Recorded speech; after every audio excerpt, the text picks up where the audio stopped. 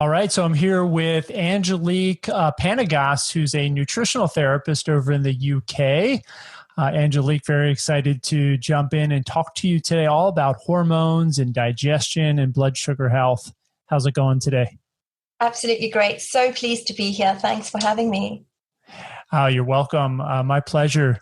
So I love to talk to nutritional therapists because I think that, you really work with clients on a day-to-day basis and see the effects of nutrition and other lifestyle changes on their lives.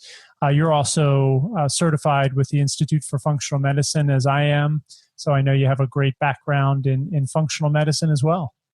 So I'm busy doing my accreditation with them at the moment. Okay. So, Right. but yeah, that's the way to go, I think. So in the process there, In the process of, yeah. certification. Excellent. All right, great. So I want to dive in and talk to you about all these things and what you see with your clients. We were talking a few minutes ago and you said something to me where you said that blood sugar is really one of the foundations of what you do. It's one of the most important things when you work with your clients. Why is that? I think that it's absolutely the cornerstone. And I feel that if we can start getting that blood sugar level balance, then we not only see a massive change in how people's energy levels change or their waistline changes or their hormonal symptoms start changing, but we also start seeing a change in mental clarity and just that zest for life that comes back. So I really feel that if we start balancing that blood sugar level, we're not only looking at reversing some of the hormonal conditions, but also giving people a better quality of life. And when I say that, it's that mental clarity, that's energy back that some of us are really lacking. And when you're working with your clients, what are the things that you look for to know that you need to focus on blood sugar? So I love the fact that I have time with my clients and I really dig deep. And I feel like that's the best tool that I have, is that I can really get to the bottom of what's going on and take a really detailed case history and look at their habits as well, their habits around food. And I find that one of the biggest tools that I have is the food diary that comes to me. I do a mood, food, and stool diary. So I tell them, tell me what you're eating, how you're feeling, and how you're pooping.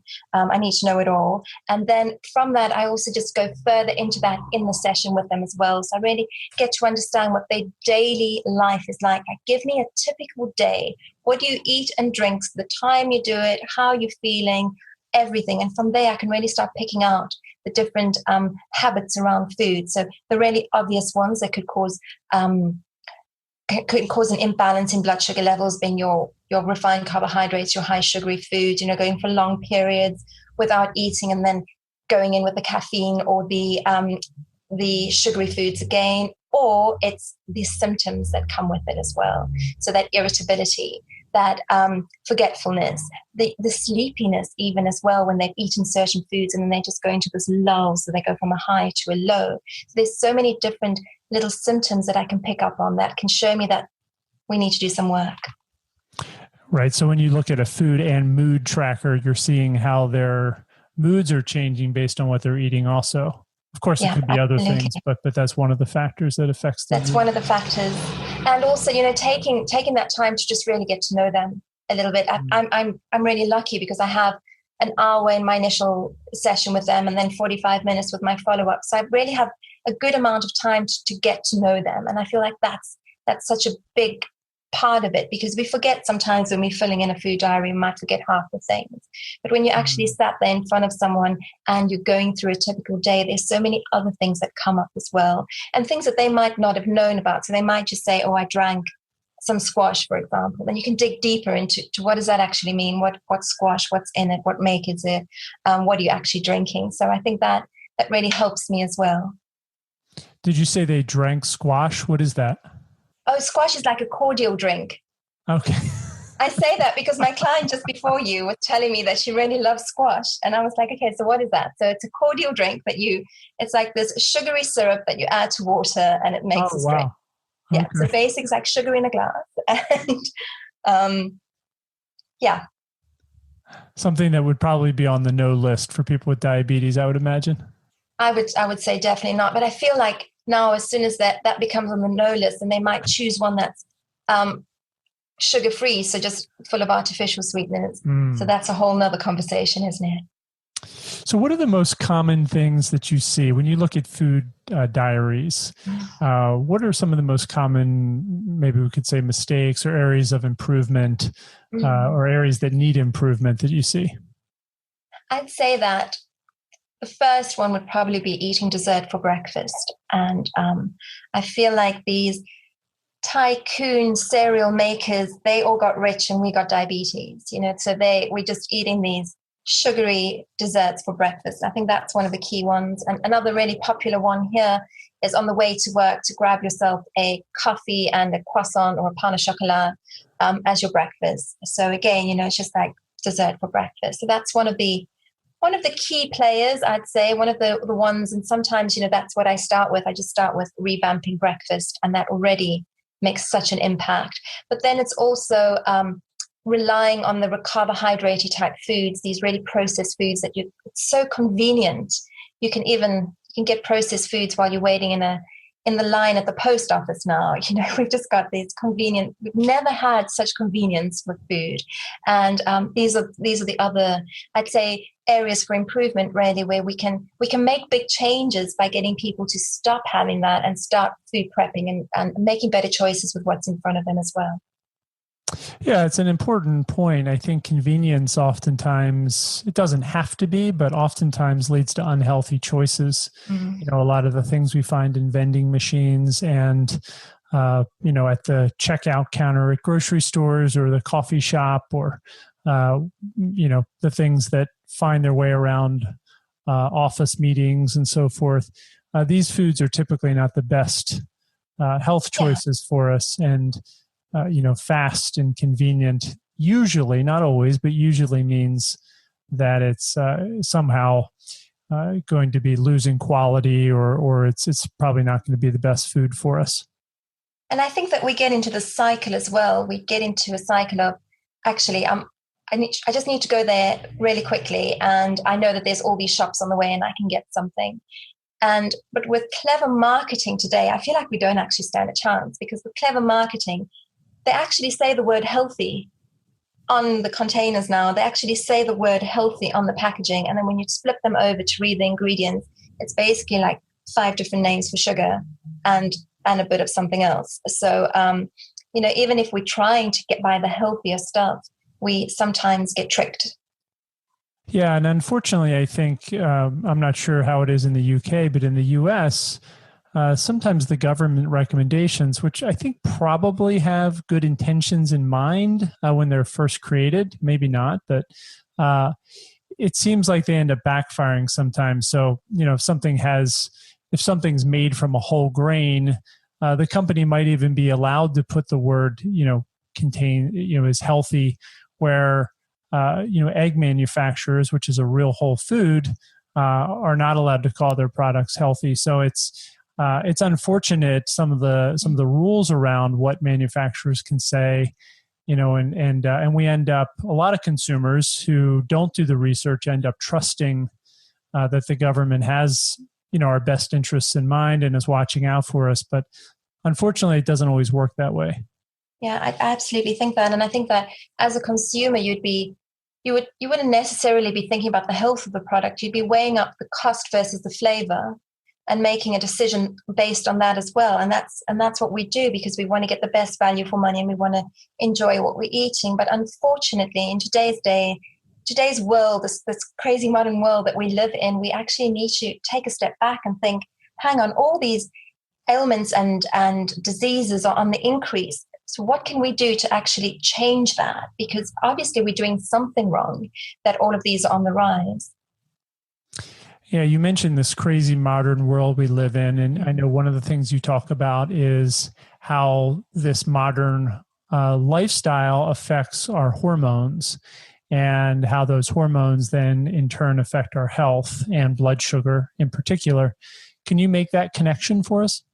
Yeah, absolutely. And I feel that this crazy modern world we live in is just getting a little bit crazier and crazier. And I don't feel like it's going to stop at any time. So I feel like we need to almost pull on the reins and take a step back ourselves. But what we're looking at here is we're looking at an extremely busy life, first of all, and then a very stressed life. So many of us are walking around in this chronic stress state. And stress, the way we're stressing at the moment is not how we were genetically programmed to deal with stress. Stress is meant to be this acute situation. It happened, you being chased by a wild animal, or you stepping out in front of a car, those split-second decisions that you have to make, that fight or flight. It's short-lived. Your body goes through these physiological changes. Blood sugar gets excreted. Your lungs are breathing deeper. Your heart's beating faster. You're able to get away, but that's short-lived. And after that, it dies down and everything goes back to normal. But what we're doing nowadays is we're living in this chronic stress state where it doesn't die down. So take that plus the fact that we're eating all these food-like products. So they look like food, they taste like food, they make us feel full like food, but they're void of the nutrients that food actually should have. And that food is information. So we're not getting the right information from the food that we're eating. So that's the second thing. The other thing is we're living this life where we awake all the time. I think sleep is now just a second thought. Oh, I'll have a little nap later if there's time. And we on these phones and we're swiping and we're scrolling, and there's just this light coming at us the whole time, and that's affecting our circadian rhythm, which in turn is affecting our cortisol and melatonin. So when we're looking at that lack of sleep, that again has a knock-on effect on our leptin and our ghrelin, our satiety and our hunger hormones, which leads us to craving more sweet foods because we're tired. Because I'll tell you what, if you ever want to crave sweet foods, just don't sleep very well for a few weeks. You'll definitely start craving the sweet. So if we start taking all of those together, and then we actually look at what sugar does in the body and what sugar does where hormones are concerned. For example, if we have elevated blood sugar levels, and that leads to elevated insulin levels, and we get these insulin spikes, it's hyperinsulinemia. What that in turn does, it stimulates more testosterone from the ovaries. It also causes more testosterone to be converted into estrogen through aromatase. And what it also does is it decreases what I call my sheepdogs, which is your sex hormone binding globulin, which keep free testosterone and free estrogen in check.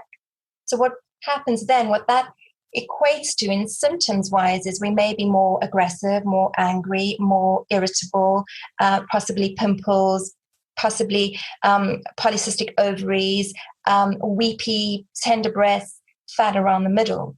And when we start looking at it from that aspect, then we really need to say, whoa, what can we do to stop this cycle from happening? What can we do to step out of the crazy of the modern world? Yeah, very well said. So you describe the sassy 6 hormones, and you mentioned a couple of them there.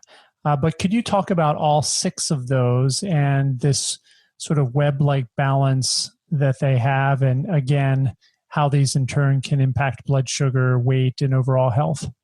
Yeah, absolutely. So these are the 6 hormones that I've identified that have a intricate web with each other. So there's many hormones in the body, but I feel like if we can start balancing these 6, we start seeing a lot of changes in our other hormones. And the first of these sassy 6, we'll talk about the sex hormones. So we're looking at testosterone, estrogen, and progesterone.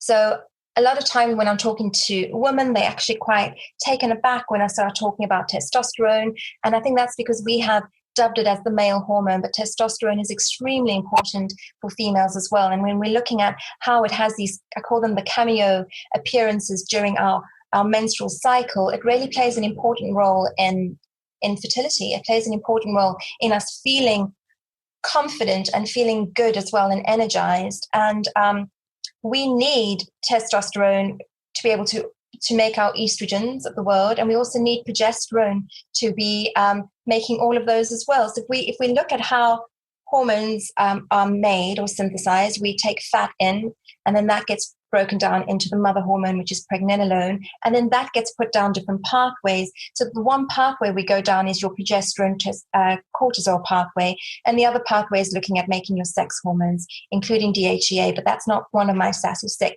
However, it's really impacted by this sassy 6. If we just look at the one arm of this cascade, stress. the message of stress, and this is very simply put, the message of stress overrides other messages in the body. And it absolutely should. That acute message of stress is supposed to do just that. It's supposed to get us out of danger's way. So if you're getting out of danger's way, you don't need to be reproducing, for example. If you need to get out of danger's way, you don't need to be digesting that meal that you've just eaten, because you don't need to digest your lunch if you're about to become lunch. So we start seeing an imbalance in our hormones. And as I said, this is very simply put. I mean, the mechanisms behind that is a lot more complex. But if we living in this really chronic stressed life, then our body may favor making stress hormone above making our other sex hormones. So that's one way that it is affected. But the other hormone is insulin. So insulin has a knock-on effect on these sassy sex, on the sex hormones as well as your stress hormones. So insulin, as we said, can have a knock-on effect on testosterone and on estrogen. But what it also does is it almost works as a seesaw with cortisol.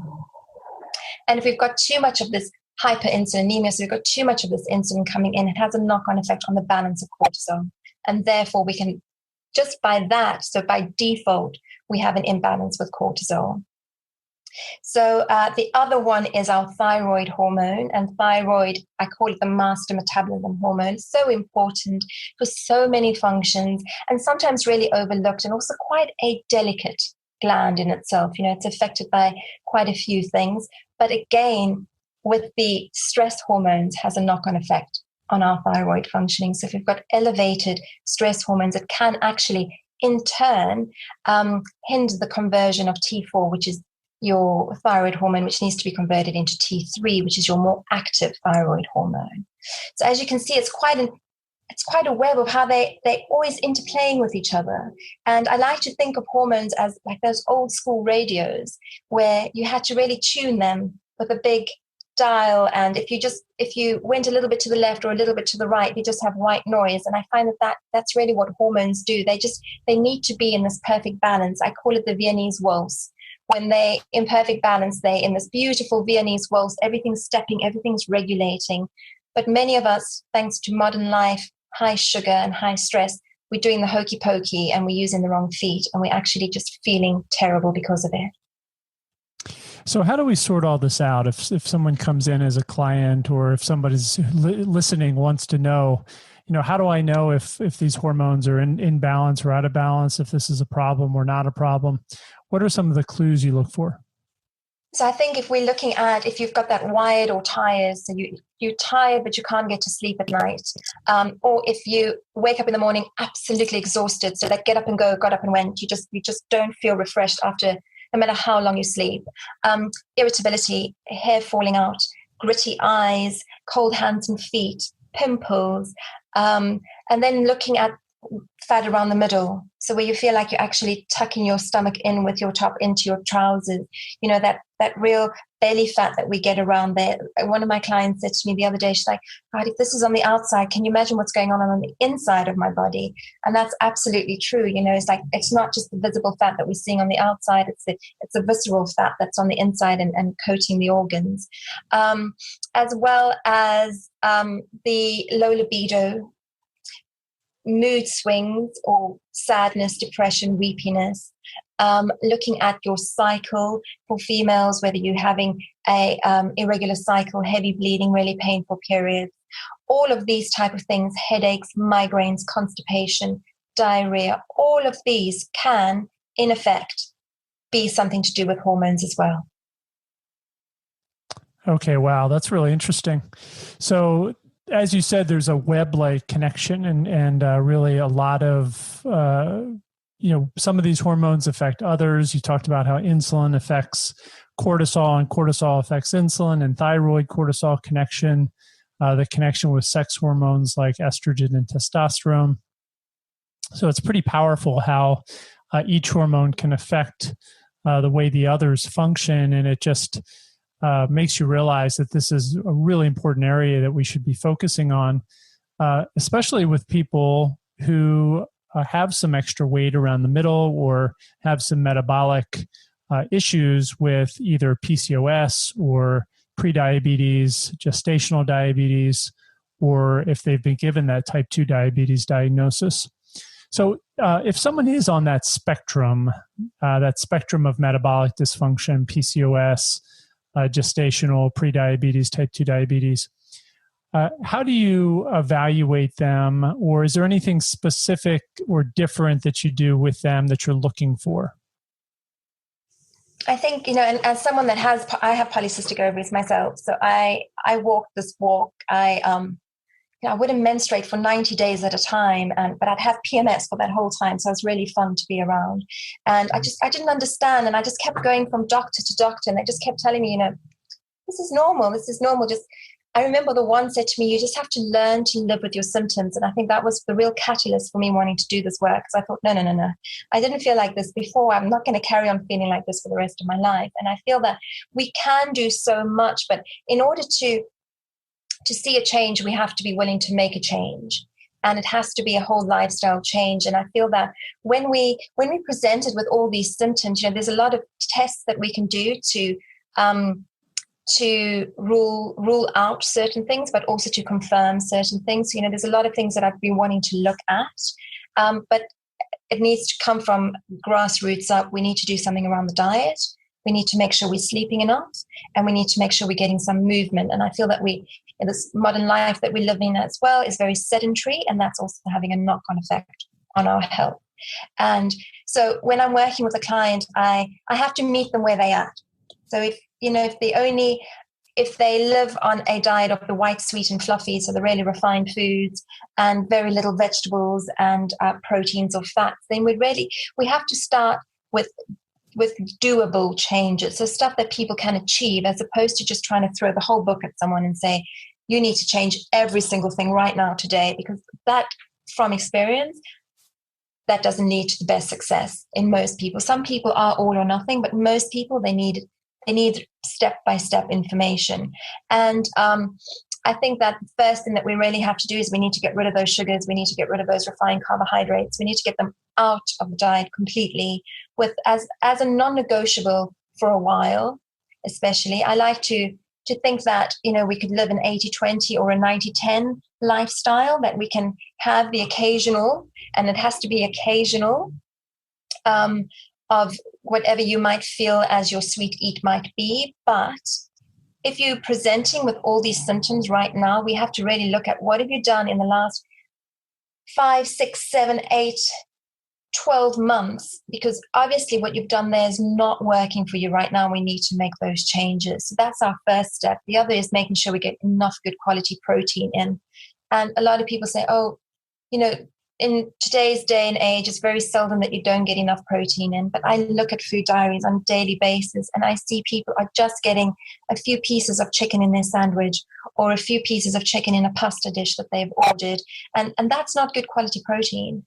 That's not enough of what we need to be able to balance our blood sugar levels, to be able to get our peptide hormones functioning properly as well, our thyroid hormones, the hormones that are made up of proteins and fats. So I think the real grassroots that we need to start doing, and those are two things that we can and I like to celebrate the wins. Those are two things that can really bring quite big changes, are to get the refined carbohydrates out of the diet and bring in enough good quality protein.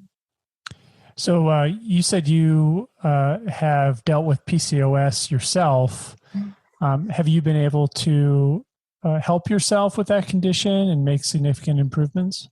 Oh, yeah, absolutely. So I'm really proud of what I've been able to do. And I think that's why I love working with ladies with PCOS, because I just feel like there's so much that we can do diet and lifestyle wise. I mean, for myself personally, I was about 20 to 22 kilos heavier than what I am now. I'm also hypothyroid, so I had Hashimoto's. So I had polycystic ovaries and Hashimoto's, and I've got adenomyosis, which is endometriosis' cousin, so uterine endometriosis. I've had quite a few hormonal conditions, and I find that moment that I was told that I had to learn to live with my symptoms was really the catalyst for me. And at that stage, I was really on this white, sweet, and fluffy diet. I was eating a lot of sugar. I was drinking a lot of diet sodas. I was having a lot of coffee. I wasn't sleeping enough. I was drinking a lot of alcohol, and all of these things had to change. And it's once the weight started coming off, especially around the middle, when my cycle started regulating. And it's something that I wish I'd known about in like my early 20s, because I really struggled with fertility as well. I had 2 miscarriages. And so, there's been a lot of learning where this was concerned, a lot of learning about, what is insulin doing? Why is that testosterone level high? Why is my sex hormone binding globulin low? Why are these things out of balance? And what can I do to change them? So there is a lot that we can do. And I feel like that message really needs to get out there, because if you look at Dr. Google, PCOS is all doom and gloom. You're never going to be free of it. You're always going to have the symptoms, and you're never going to have a baby. That's basically what a lot of those messages are. But so you can what get did just you do? What do you think what did you do? What were the most significant changes that you made? I took out all sugar. I went completely sugar-free, and that doesn't mean that I had refined, artificial sweeteners. Completely. I even took out honey, maple syrup. I had 1 piece of fruit a day. I went very low sugar, and I had to do that because I was addicted to sugar. And I feel like, the more sugar I was eating, the less I was sleeping. I was even night feeding. I was getting up in the middle of the night to eat, because I was just like the sugar monster. I just wanted to eat it all. And I found that I had to cut it out. And for me, it was all about recalibrating the taste buds as well. So for me, for a time period, fruit had to go as well. Because even if I had 1 piece of fruit, the next thing I was diving into a bar of chocolate. So for me, it had to be that way. And I removed, and our definition of sugar needs to be expanded, because it's not just sweets and sugar, it's the white refined carbohydrates as well. So they all went. I started eating protein. I thought I ate protein, but I actually started eating protein for the first time, getting enough good fats in, and getting some movement. That for me was difficult, because I didn't think that was going to make such a big impact. And I feel that exercise where PCOS is concerned is really important, but it's that balance again, because you can go the opposite way and get really excessive exercise, and that then has a knock-on effect. It has a negative effect on what we're trying to do. When you say you thought you were eating protein, but then you really started eating protein, what do you mean by that? Well, I was eating sausages, and I was eating cold meats, and I was eating salamis, and that type of thing. And then suddenly I'm looking at what I need to be eating for breakfast, and I'm eating eggs and smoked salmon, or I'm having my leftover dinner for breakfast, salmon with tomatoes and avocado. But this is not what the advert's telling me I should be eating. The advert's telling me that I should be having this breakfast biscuit. If it says breakfast biscuit, it's a biscuit. And I was totally just, I was eating oats, but I was eating these real refined oats with absolutely no nuts or nothing in there that could possibly resemble any form of protein or fat. It was just purely refined foods. And then I started eating good amounts of fish, and eating proper like hearty home-cooked meals. And I think that for me, I never used to cook. For me, cooking was going to the shop and buying a ready meal and banging it in the microwave. So it was really falling in love with the act of cooking, and I found it quite therapeutic. And the more I enjoyed what I was doing, the more I was able to do as well. So that's what I mean by eating protein for the first time. Wow. That's a really powerful message and a great story. So thank you so much for sharing that. Yeah, so absolutely. we're getting close to wrapping up here, believe it or not. And I always like to finish with 3 questions that I like to ask all my guests. But before we do that, I'd love for you to share. I know you have a book called The Balance Plan. I'd love for you to share a little bit about that. And then if people want to find you, or find out more information about you or follow you, how can they do that? Great, thank you. So yes, I've got my book out, The Balance Plan, and it's available in the UK and in America, well, basically anywhere that sells a book. And I wrote this I feel like it's an extension of myself, and I've really immersed myself into this world of hormonal balance. And the book is a diet and lifestyle approach to balancing hormones. And it's the foundation. And, I say this within the book, I'm looking at it from a functional model as opposed to just a replacement model. And a lot of the time we look for that replacement model. I'm not feeling well, so give me the pill. My progesterone's low, give me the pill. So that's a replacement model, and that has its place. But what we need to be looking at it is the foundations, the functional model. And my plan, there's a 28-day food plan full of recipes. And what I say in the book is, this book is either going to make you feel so much better, or you're going to start feeling better but realize there's more investigation to be done. And I really urge anyone that's having blood sugar imbalances or hormonal conditions, anything like that, to give it a go, because it's really helped so many ladies. And I feel like extremely privileged to be able to have shared this information and that it's reached so many people. And I definitely share a lot about my personal story in there. So I hope that it also gives people a lot of hope that they can work through these issues and what I call the hormonal freedom, find that hormonal freedom again. And then I am on, my website is angeliquepanagos.com. I'm on possibly every single social media channel that there is, because it's modern life. and so you can find me on Instagram or Twitter or Facebook as well. Angelique, could you spell that for everybody? We'll put it in the show notes, of course, too. But if you could just spell your website out, your name out, that'd be great. So it's Angelique, ANGELIQUE PANAGOS.com. AngeliquePanagos.com. Okay, excellent. So 3 questions for you. And the first is, if there was a statement or an idea or even a quote that sort of best represented your work, the impact that you're trying to have on the world from a health and wellness perspective, what would that be? It's about consistency, not perfection. And what I mean by that is, in order to achieve these goals that we have, we need to constantly be making these changes and putting these changes into place to create a lifestyle, as opposed to following a fad diet for a week and being meticulous and being a perfectionist about it and then just going off the rails again. And, I also had eating disorders in my 20s. So I've been on either side of caring too much about what I eat and then not caring at all. And it's about that happy medium, consistency above perfection. Beautiful. I love that message. If you had a friend or family member come to you and they just received a diagnosis of type 2 diabetes or prediabetes, and they came to you for some advice on what to do as maybe their first step, you had just a couple of minutes, 2 or 3 minutes, to share a plan with them or an action step with them, what would you tell them to do?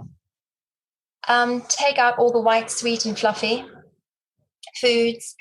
Get rid of any soda pops, protein with every meal or snack, and get enough veggies in. And we're talking about your dark green leafy vegetables. Yep, that's good advice.